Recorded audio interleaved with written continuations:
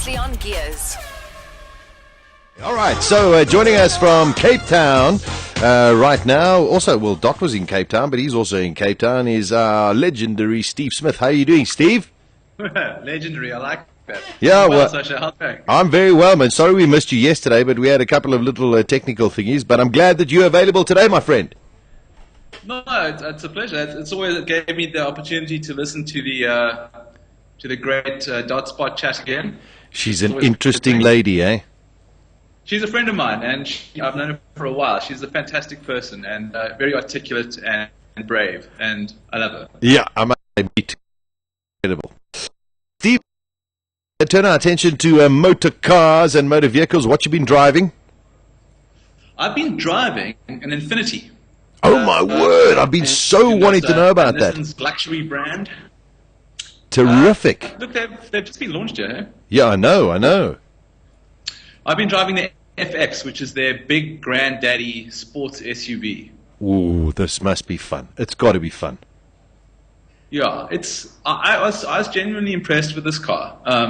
It's, you hear you talk about crossover vehicles in their range, and that they contain DNA from at least 3 other market segments. But generally, you either wonder why the hell they did them in the first place, like that 5 Series BMW that was a hatchback at one point as well. The GT, yeah. Oh God! One of the ugliest cars you've ever seen. Yes. Or you think that doesn't. It just looks like a butched up hatchback or something. It doesn't really. It doesn't kind of live up to that marketing speak of a crossover. But this FX, I have to say, is one of the few that really does. It looks the part. Firstly, I don't know if you've seen it. Yeah, I have. It's a good looking car, eh? It's a stunning looking car. I thoroughly was impressed with it as well. Yeah, and I think they've done that thing that maybe some of the other sort of so-called sports SUVs haven't done. And with those cars, I always feel like you're perched on top of them. You in your seatbelt, in your seats, and you're quite high up. With this, they've managed to sort of sit you right inside the car. So even though it's got a relatively high ride height, you still feel kind of quite low down. It's a really wide car. Great chassis. They've got some big-ass 21-inch wheels on it, which helps you feel like you're really plugged into the whole thing and sitting in the middle of it. So from that point of view, it's fantastic. Now, Steve, how's this car going to compete with the likes of Toyota, Prado, Land Cruiser, the likes of Porsche, Cayenne, Touareg, all of those big cars that are well established, well trusted in the marketplace? How are they going to try and get into this market?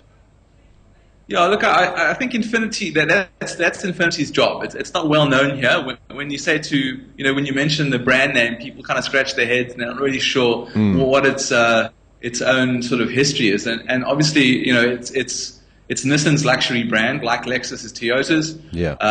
Infinity was launched in the States back in the 80s, and it's been the luxury brand now in Europe and now obviously in South Africa. So it's got a heritage if you know about it. I think their job is to probably inform people about that kind of stuff. Yeah. But in terms of quality, it's there. The interior is luxurious. It feels both sporty and luxurious inside. It's one of those cars that, it's pricey. I drove probably the sweet spot in the range, which is that 3-liter diesel. Okay. It's not the fastest of them, but it gives you a lot of torque and a lot of power and a lot of the kind of stuff you need in real day driving experiences. When you're on the highway and you need that kind of oomph to suddenly pass someone. Yeah. No, I get you. It's going to be like 150 newton meters of torque available from as little as like 1,750 revs. So that's the kind of stuff you need. So it's pretty quick. I didn't drive the V8, the FX50, which is apparently blisteringly quick. Okay. And I think you're looking at something that's going to go up against the likes of the Cayenne and the X6, the BMW X6, which is the other real, I reckon. Now, the thing you talk about here is price. They are not cheap. No, it starts at like 676,000. That's for the V6, 3.7.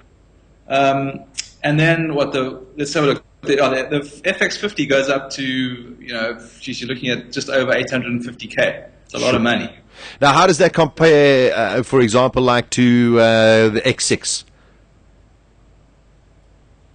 It's anywhere Nissan has its, Nissan, what am I talking about? The Infinity. Where the Infinity has its number is that it doesn't come with an options sheet as long as you arm. And we do know with some of with those Germans that it starts adding up. So what looks like a good base price or a good price for the car, suddenly if you want all the nice goodies like the Bose sound system and the adjustable suspension and the sports setting that makes it shift up and down quicker, all that kind of stuff. Suddenly you're looking at another 150,000 rand. So the good thing with the Infinity is that it pretty much comes with everything.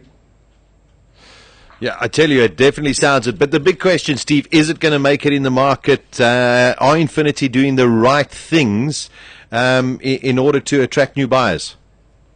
Well, funny you should mention that, because they do have a very interesting relationship with a bunch of people we know. Yes, the Red Bull Racing Team. And I've got to say, that's not the reason I was driving the car. It just I happened to be on Sure. my 10-foot Sure.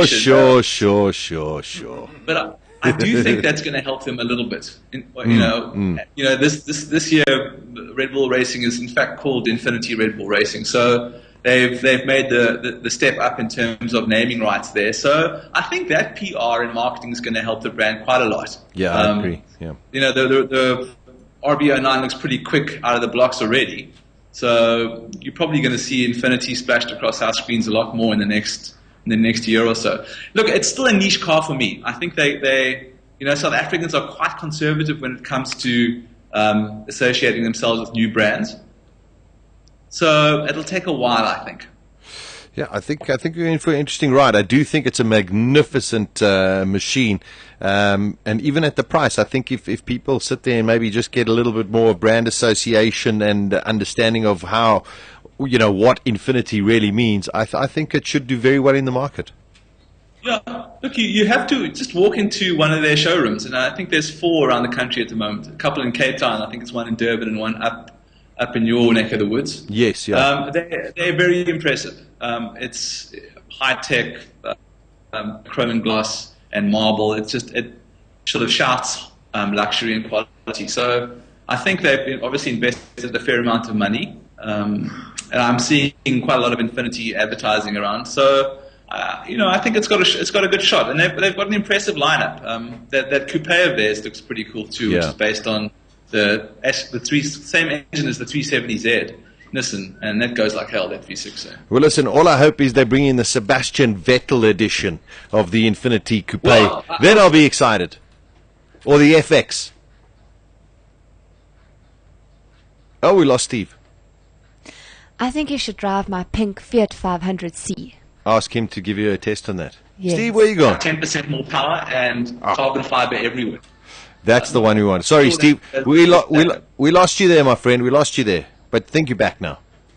I was saying it cost £100,000. That special edition, Vettel edition. And what you get is, I think they've upped the power by 10%, and I think it's got a lake of carbon fiber everywhere. So I don't know if it's quite worth that kind of money. Although they've made 150, so you have a very exclusive Japanese SUV. Sounds awesome. Daisy says that you need to drive her little Fiat 500C and give a report on that. It's the 1.2 version. It's amazing. It's a lovely little car. It's a great car. It's one of those cars that just puts a smile on your face. Yes, exactly. Yeah. No, it is. It's classic. Listen, Steve, we got to love and leave you, my friend. As always, great to speak to you, and we look forward to speaking to you next Tuesday. Cool, Sasha. All right, thanks, my friend. Cheers. Bye-bye. At the next intersection, turn on Gearz with Sasha Martinengo. Weekdays from 12 to 2 p.m. Central African Time.